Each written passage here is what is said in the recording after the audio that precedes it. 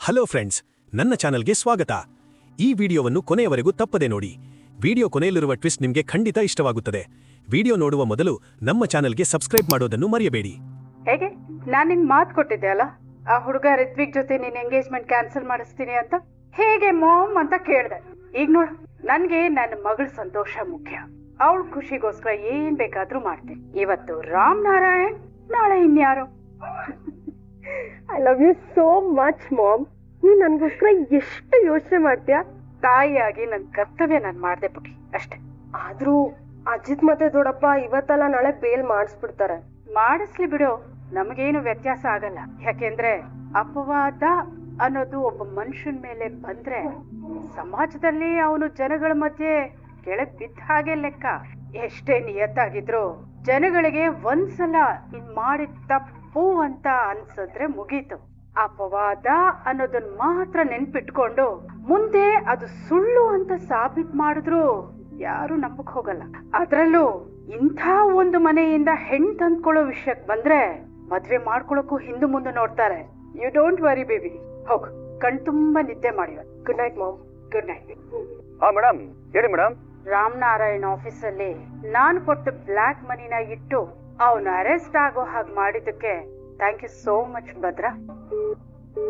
ಈ ಕೆಲಸ ಮಾಡಿ ನಿಮ್ ಮೇಲೆ ನನ್ನ ನಂಬಿಕೆನ ಇನ್ನೂ ಜಾಸ್ತಿ ಮಾಡ್ಕೊಂಡಿದ್ದೆ. ಖುಷಿಗೆ ನೀನ್ ಕೇಳಿದಕ್ಕಿಂತ ಜಾಸ್ತಿ ಅಮೌಂಟೇ ಕಳಿಸ್ತೀನಿ ತಗೋ. ತುಂಬಾ ಥ್ಯಾಂಕ್ಸ್ ಮೇಡಮ್. ಇನ್ನು ಏನೇನ್ ಮಾಡ್ಬೇಕು ಹೇಳಿ ಮೇಡಮ್, ಎಲ್ಲಾನು ಮಾಡಿ ಬಿಸಾಕ್ಬಿಡ್ತೀವಿ ಮೇಡಮ್. ಶಾರದನ್ನ ಹುಡ್ಕೋ ಕೆಲ್ಸ ಕಡೆ ಗಮನ ಕೊಡು. ಆ ವೀರಣ್ಣನ ಹುಡ್ಕೋಕೆ ತಗೊಂಡಿಲ್ಲ ಸಮಯ, ಅಷ್ಟೆಲ್ಲ ಈಗ ಇಲ್ಲ ನನ್ನ ಹತ್ರ. ಶಾರದಾ ಈಗ ಹೇಗ್ ಕಾಣಿಸ್ತಾಳೆ ಅನ್ನೋದಕ್ಕೆ ಫೋಟೋ ಕಳಿಸ್ತೀನಿ. ಎಲ್ಲ ಕಡೆನೂ ನಿನ್ ಹುಡುಗರಿಗೆ ಅದನ್ನ ಕಳಿಸಿ ಅಲರ್ಟ್ ಮಾಡು. ಆದಷ್ಟು ಬೇಗ ಶಾರದಾ ನನ್ ಕಣ್ ಮುಂದೆ ಇರಬೇಕು, ಅಷ್ಟೇ.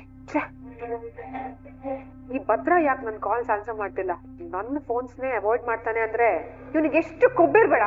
ಅಲ್ಲ ಭೂಮಿ, ಮೇಲ್ಗಡೆ ಮಲ್ಕೊಂಬೋದಲ್ಲ, ಇದೇನು ಕೆಳಗಡೆ ಚಾಪೆ ಹಾಸ್ಕೊಂಡ್ ಮಲ್ಗಿದ್ಯಲ್ಲ?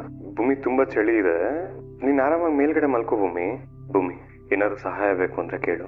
ಕೋಪ ಮಾಡ್ಕೊಂಡಿದ್ದಾಳ. ಈಗ ನಾನು ತುಂಬಾ ಮಾತಾಡಿದ್ರೆ ಇವಳಿಗೆ ಇರಿಟೇಟ್ ಆಗ್ಬೋದು. ಆ ಇರಿಟೇಷನ್ ಅಲ್ಲಿ ಇವಳು ಏನ್ ಬೇಕಾದ್ರೂ ಮಾತಾಡ್ತಾಳೆ. ಅದ್ರ ಬದಲು ಸುಮ್ನಿದ್ಬಿಡದೆ ವಾಸಿ. ಏನಾಯ್ತು ಇವಳಿಗೆ? ಮನೇಲಿ ಎಲ್ರು ಅಪ್ಪ ಅರೆಸ್ಟ್ ಆಗಿರೋ ವಿಚಾರದಲ್ಲಿ ಟೆನ್ಷನ್ ಅಲ್ಲಿದೀವಿ. ಇವಳು ನನ್ ಮೇಲೆ ಕೋಪ ಮಾಡ್ಕೊಂಡಿದ್ದಾಳ. ಒಂದ್ ವೇಳೆ ನನ್ ಸ್ಟೇಷನ್ ಅಲ್ಲಿ ಪ್ರಪೋಸ್ ಮಾಡಿದಕ್ಕೆ ಹೀಗೆ ರಿಯಾಕ್ಟ್ ಮಾಡ್ತೀಯಾಳ? ಆದ್ರೆ ಆತರ ಅವಳು ಸೀರಿಯಸ್ ಆಗಿ ತಗೊಳ್ಳೋದೇ ಇಲ್ವಲ್ಲ. ಎಷ್ಟೋ ಸಲ ಮುಂಚೆನೂ ಈ ತರ ಹೇಳಿದೀನಿ.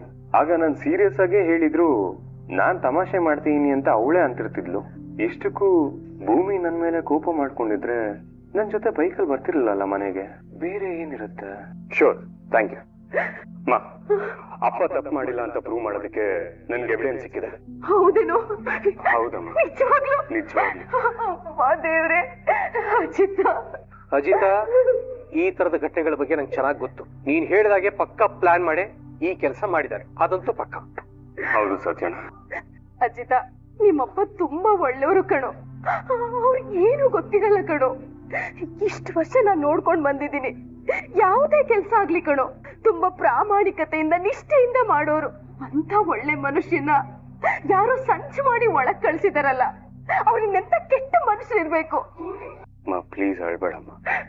ಈಗ ಅಪ್ಪಂದು ತಪ್ಪಿಲ್ಲ ಅಂತ ಗೊತ್ತಾಯ್ತಲ್ಲ, ಅಪ್ಪನ ಮೊದ್ಲು ಮನೆ ಕರ್ಕೊಂಡ್ ಬರೋಣ. ಈ ಪ್ಲಾನ್ ಯಾರು ಮಾಡಿದಾರೆ ಅಂತ ಪೊಲೀಸ್ ಅವರೇ ವಿಚಾರಿಸ್ಕೋತಾರೆ. ಅಜಿತು, ಅದ್ ಯಾರಾದ್ರೂ ಆಗಿರ್ಲಿ, ಅವ್ರಿಗೆ ಸರಿಯಾಗಿ ಶಿಕ್ಷೆ ಕೊಡು, ಬಿಡ್ಬೇಡ. ಈ ಮಾಸ್ಟರ್ ಪ್ಲಾನ್ ಮಾಡಿದವ್ರ ಹಿಂದೆ ಮಾಸ್ಟರ್ ಮೈಂಡ್ ಯಾರ್ದು ಅಂತ ಮೊದಲು ನಾವು ಕಂಡಿದ್ದೀವಿ. ಎಕ್ಸಾಕ್ಟ್ಲಿ ಸತ್ಯಣ್ಣ. ಅದಕ್ಕೆ ನಾನೀಗ ಮೊದ್ಲು ಪೊಲೀಸ್ ಸ್ಟೇಷನ್ ಹೋಗ್ಬೇಕು. ನಾನು ಹೋಗಿ ಬರ್ತೀನಿ. ಅಜಿತ್, ದೊಡ್ಡ ಸಾಹೇಬ್ರೆ.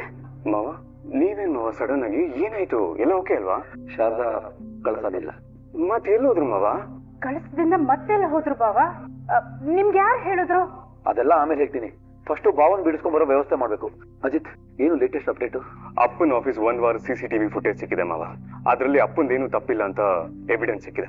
ಈಗ ಎವಿಡೆನ್ಸ್ ನ ಪೊಲೀಸ್ ಸ್ಟೇಷನ್ ಕೊಟ್ರೆ ನಾವ್ ಅಪ್ಪನ ಬಿಡಿಸ್ಕೊಂಡ್ ಬರ್ಬೋದು. Very good. ಅದ್ ಯಾರು ಅಂತ ಗೊತ್ತಾಗ್ಲಿ. ಅವ್ರಿಗೆ ಸರಿಯಾಗಿ ಲಾಠಿ ರುಚಿ ತೋರ್ಸು. ಅವ್ರು ಮಾಡಿರೋ ಕೆಲಸಕ್ಕೆ ದೊಡ್ಡ ಗಂಡಾಂತರ ಖಂಡಿತ ಕಾದಿದೆ. ಮಾವ, ನಾನು ಹೋಗಿ ಯೂನಿಫಾರ್ಮ್ ಹಾಕೊಂಡ್ ಬಂದ್ಬಿಡ್ತೀನಿ. ನೋಡಿ, ಅಪ್ಪನ ಆಫೀಸ್ಗೆ ಇವರಿಬ್ರೇ ಬಂದು ಪೆಸ್ಟಿಸೈಡ್ಸ್ ಹಾಕೋ ತರ ವೇಷ ಹಾಕೊಂಡು 50 ಲಕ್ಷನ ಲಾಕರ್ ಅಲ್ಲಿ ಇಟ್ಟವ್ರು. ಅದನ್ನ ಒಪ್ಕೊಂಡಿದ್ದಾರೆ. ಅದಕ್ಕೆ ಬೇಕಾಗಿರುವಂತ ಎವಿಡೆನ್ಸ್ ನ ನಾನು ನಿಮ್ಗೆ ಕಳ್ಸಿಕೊಟ್ಟಿದ್ದೀನಿ ಆಲ್ರೆಡಿ.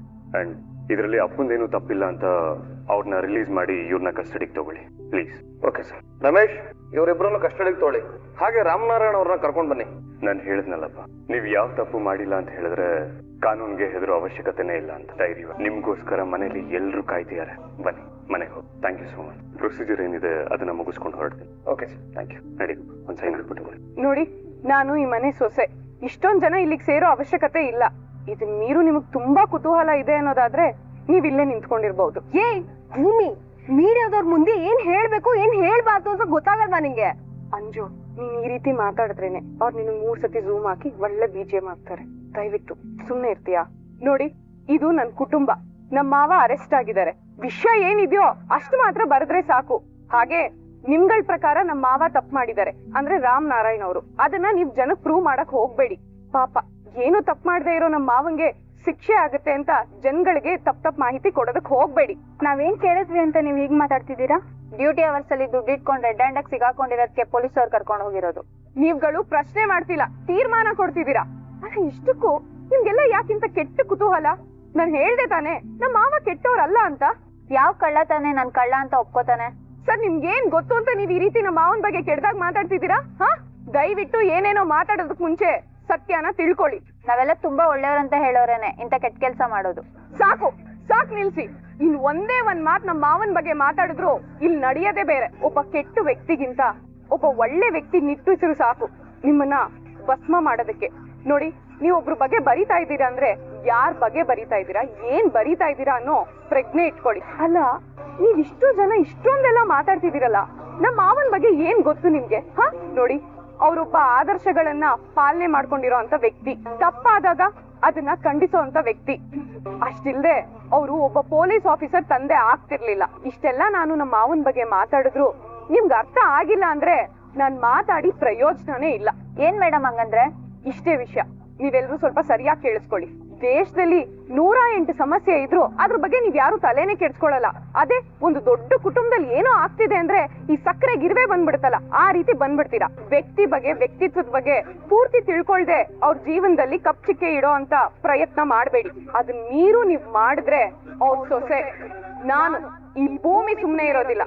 ಮಾತಾಡಿರೋ ಒಂದೊಂದು ಪದಕ್ಕೂ, ಬರ್ದಿರೋ ಒಂದೊಂದು ಅಕ್ಷರಕ್ಕೂ ಅದ್ ಎಷ್ಟು ದುಬಾರಿ ಅನ್ನೋದನ್ನ ನಾನ್ ತೋರಿಸ್ತೀನಿ.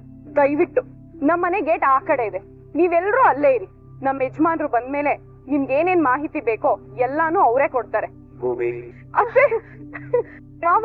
ಸರ್, ಇದ್ರ ಬಗ್ಗೆ ನೀವೇನ್ ಹೇಳ್ತೀರಾ ಸರ್? ನೋಡಿ, ಈಗ ನಮ್ ತಂದೆದು ಯಾವ್ದೇ ತರ ತಪ್ಪಿಲ್ಲ ಅಂತ ಹೇಳಿ ಪ್ರೂಫ್ ಸಿಕ್ಕಿದೆ. ಆ ಆಧಾರದ ಮೇಲೆ ಅವರು ಮನೆಗೆ ಬಂದಿದ್ದಾರೆ. ದಯವಿಟ್ಟು ಈ ವಿಚಾರನ ಇಲ್ಲಿಗೆ ಬಿಟ್ಬಿಟ್ರೆ ಒಳ್ಳೇದು ಅನ್ಸುತ್ತೆ. ಹೋಪ್ ನಿಮ್ಗೆ ಅರ್ಥ ಆಗುತ್ತೆ. Thank you. ಮಾವ, ರೀ, ನಿನ್ನ ಸೊಸೆ ಅಂತ ಹೇಳ್ಕೊಳಕ್ಕೆ ತುಂಬಾ ಖುಷಿ ಆಗತ್ತಮ್ಮ.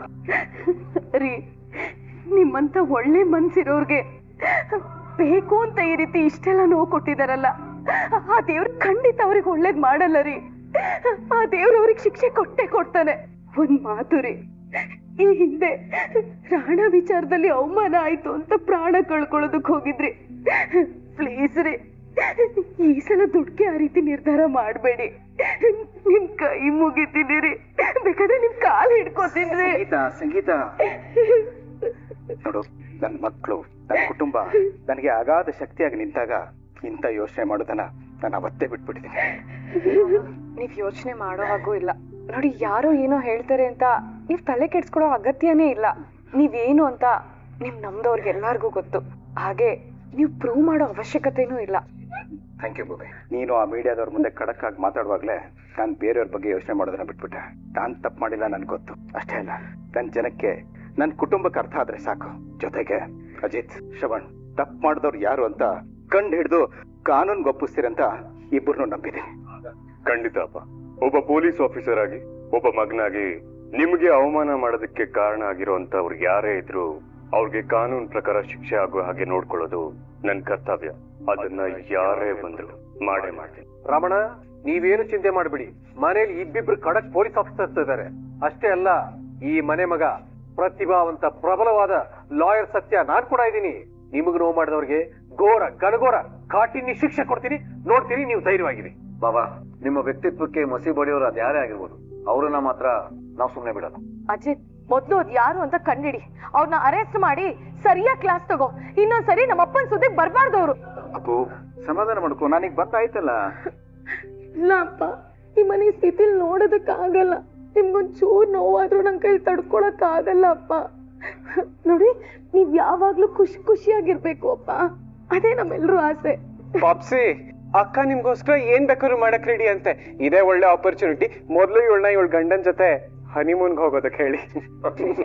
ಸುಮ್ನೆ ನೋಡಪ್ಪ ಕರೆಕ್ಟ್ ಆಗಿ ಹೇಳಿದ್ಯಾ. This is one amazing idea. Appu, Ajith ಮತ್ತೆ ಭೂಮಿ ಹನಿಮೂನ್ಗೆ ಅಂತ ಹೋಗಿದ್ರಲ್ಲ, ನೀನು ಮತ್ತೆ ನಿನ್ ಗಂಡ ಅಲ್ಲಿಗೆ ಹೋಗ್ಬಿಡಿ. ಖುಷಿ ನೋಡು, ನಿಂದೆ ಮದ್ವೆ ಆಗ್ತಿರೋದು, ನೀನ್ ರೆಡಿ ಆಗು. ಅಯ್ಯೋ, ನಮ್ ತರ ದೇವಸ್ಥಾನದ ಜಾಗ ಎಲ್ಲ ಅಂಜನಂಗ್ ಸೂಟ್ ಆಗಲ್ಲ ಅಲ್ವಾ ಸಾಹೇಬ್ರೆ? ಅವ್ರನ್ನ ಎಲ್ಲಾದ್ರೂ ದೂರ ಕಳ್ಸ್ಬಿಡೋಣ. ಹಾ ಭೂಮಿ, ದೂರ ಕಳಿಸ್ಬಿಡೋಣ. ಓಕೆ ಅದ್ಕೆ, ಇದು ನನ್ ಜವಾಬ್ದಾರಿ. ಸದ್ಯ ರಾಮಣ್ಣ ಸೇಫ್ ಆಗಿ ಮನೆಗ್ ಬಂದ್ರಲ್ಲ, ದೇವ್ರ ದೊಡ್ಡವನು, ಅಷ್ಟೇ ಸಾಕು ನಮ್ಗೆ. ಬಾವಾ, ಆಗ್ಲೇ ಶಾರದಕ ಬಗ್ಗೆ ಏನೋ ಹೇಳ್ತಾ ಇದ್ರೆ, ಏನಾಯ್ತು? ಯಾಕೋ ಗೊತ್ತಿಲ್ಲ, ಅವ್ರು ಕಳೆದೋಗಿ 20 ವರ್ಷಗಳ ಮೇಲಾದ್ರೂ ಹುಡುಕಾಟ ಮಾತ್ರ ಇನ್ನೂ ನಿಂತಿಲ್ಲ. ನಿನ್ನೆ ರಾತ್ರಿನೇ ಪೊಲೀಸರು ಕಿಡ್ನಾಪ್ ಮಾಡಿದ ಒಬ್ಬನ ಅರೆಸ್ಟ್ ಮಾಡಿದ್ದಾರೆ. ಶಾರದನ್ ಫೋಟೋ ತೋರಿಸಿದಾಗೆ ಅವನೇ ಒಪ್ಕೊಂಬಿಟ್ಟ, ಹೌದು ನಾನು ಇವ್ರನ್ನ ಕಿಡ್ನಾಪ್ ಮಾಡಿದ್ದು ಅಂತ. ಮಾವ, ಬೇರೆ ಏನಾರು ಲೀಡ್ ಸಿಕ್ತಾ?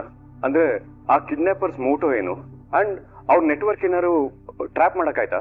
ಇಲ್ಲ ಕಣೋ ಅಜಿತ, ಬಟ್ ಯಾರೋ ದುಡ್ಡು ಕೊಟ್ಟು ಶಾರದನ್ನ ಕಿಡ್ನಾಪ್ ಮಾಡಿಸಿದ್ದಂತೆ. ಅದ್ ಯಾರು ಅಂತ ಮಾತ್ರ ಇನ್ನೂ ಗೊತ್ತಾಗಿಲ್ಲ. ಅಲ್ಲ ಕಣು ಶ್ರವಣ, ದುಡ್ಗೋಸ್ಕರ ಕಿಡ್ನಾಪ್ ಮಾಡಿದ್ದಾರೆ ಅಂದ್ರೆ ಅವ್ರ ಉದ್ದೇಶ ಏನಿರ್ಬೋದು? ಕರೆಕ್ಟ್ ಆಗಿ ಏನು ಅಂತ ಹೇಳೋದಕ್ಕೆ ಆಗಲ್ಲ ಅಕ್ಕ. ಇನ್ವೆಸ್ಟಿಗೇಷನ್ ಆದ್ಮೇಲೆ ನಮ್ಗೊಂದು ಕ್ಲಾರಿಟಿ ಸಿಗುತ್ತೆ. ಅಲ್ಲ, ಅವರು ದುಡ್ಡು ಕೊಟ್ಟು ಕಿಡ್ನಾಪ್ ಮಾಡಿಸಿದ್ರು ಅಂದ್ರೆ ಯಾವ ಕೆಲ್ಸಕ್ಕೂ ಹೇಸಲ್ಲ ಅಂತ ಅರ್ಥ. ಅಲ್ಲಿಗೆ ಒಂದು ಯೋಚನೆ ಅಂದ್ರೆ, ಶಾರದಮ್ಮನವರು ಇಷ್ಟು ದಿನ ದೇವಸ್ಥಾನದಲ್ಲಿ ಇದ್ರು, ಅವಾಗ ಅವ್ರನ್ನ ಕಿಡ್ನಾಪ್ ಮಾಡದೆ ಈಗ ಮಾಡಿದಾರಂದ್ರೆ ಇದನ್ನ ನಾವು ಯೋಚನೆ ಮಾಡ್ಲೇಬೇಕು. ಹಾಗಾದ್ರೆ ನಾವ್ ಅವತ್ತು ಆಶ್ರಮಕ್ಕೆ ಹೋಗಿದ್ದ ದಿನಾನೇ ಶಾರದತ್ತೆ ಕೂಡ ಆಶ್ರಮಕ್ಕೆ ಬಂದಿದ್ರು, ಕರೆಕ್ಟ್ ಅಲ್ವಾ? ಸೊ ಅವರು ನಮ್ ಕಣ್ಣು ಕಾಣಿಸ್ಬಾರ್ದು ಅಂತಾನೆ ಅವ್ರನ್ನ ಕಿಡ್ನಾಪ್ ಮಾಡಿದಾರ? ಹೇಳಕ್ಕಾಗಲ್ಲ ಅಜಿತ್, ಇದ್ರೂ ಇರ್ಬೋದು. ನೀವು ಕಳಸದಿಂದ ಬಂದ್ರಲ್ಲ, ಅವತ್ ರಾತ್ರಿನೇ ಶಾರದಾ ಅಲ್ಲಿಂದ ತಪ್ಪಿಸ್ಕೊಂಡಿದ್ದಾಳೆ. ಲೋಕಲ್ ಪೊಲೀಸ್ ಹೇಳೋದ್ ನೋಡಿದ್ರೆ ಶಾರದಾ ಯಾವ್ದೋ ಬಸ್ ಹಟ್ಕೊಂಡು ಬೇರೆ ಎಲ್ಗೂ ಹೊರಟೋಗಿರ್ಬೋದು ಅಂತ. ನನಗೂ ಕೂಡ ಅದೇ ಅನುಮಾನ. ಕಿಡ್ನಾಪರ್ಸ್ ಇಂದ ತಪ್ಪಿಸ್ಕೊಂಡು ಭಯ ಪಟ್ಕೊಂಡು ಯಾವ್ದೋ ಬಸ್ ಹತ್ಕೊಂಡು ಎಲ್ಗೂ ಹೋಗ್ಬಿಟ್ಟಿರ್ಬೋದಾ ಅಂತ. ಒಟ್ಟಲ್ಲಿ ಆ ಕಿಡ್ನಾಪರ್ಸ್ ಹತ್ರದಿಂದ ತಪ್ಪಿಸ್ಕೊಂಡಿದ್ದಾಳಲ್ಲ, ಆ ದೇವ್ರೆ ನಮ್ಮ ಹತ್ರ ತಂದು ಅವಳನ್ನ ಸೇರಿಸ್ಬೇಕು.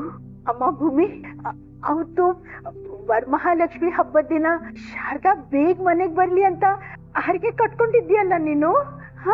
ಈಗ ನೀನೇ ರಾವ್ ಸುರಕ್ಷಿತವಾಗಿ ಮನೆಗ್ ಬಂದಿದ್ದಕ್ಕೂ ಶಾರದಾನು ಬೇಗ ಮನೆಗ್ ಬಂದು ತಲುಪ್ಲಿ ಅಂತ ದೇವ್ರದೊಂದು ತುಂಬ ದೀಪ ಹಚ್ಚಮ್ಮ.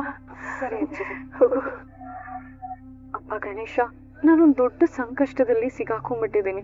ಸಾಹೇಬ್ರು ಅವ್ರ ಪ್ರೀತಿ ವಿಚಾರನ ನಂಗೆ ಹೇಳ್ಕೊಂಡ್ಮೇಲೆ ನನ್ಗೆ ಏನ್ ಮಾತಾಡ್ಬೇಕು ಅಂತಾನೆ ನನಗೆ ಗೊತ್ತಾಗ್ತಿಲ್ಲ. ಸಾಹೇಬ್ರನ್ನ ನನ್ ಮದ್ವೆ ಆದ್ರೂ ಅವ್ರ ತಕ್ಕನಾದ ಹೆಂಡತಿ ಆಗಿರ್ತೀನ ನಾನು. ನನ್ ಕೈಯಿಂದ ಸಾಹೇಬ್ರನ್ನ ಕಳ್ಕೊಳ್ಳೋದಕ್ಕೂ ಆಗಲ್ಲ ಗಣೇಶ. ಇದಕ್ಕೆಲ್ಲ ನೀನೇ ಉತ್ತರ ಕೊಡ್ಬೇಕು. ಹಾಗೆ ನನ್ಗೊಂದು ಸೂಚನೆ ಕೊಡಪ್ಪ.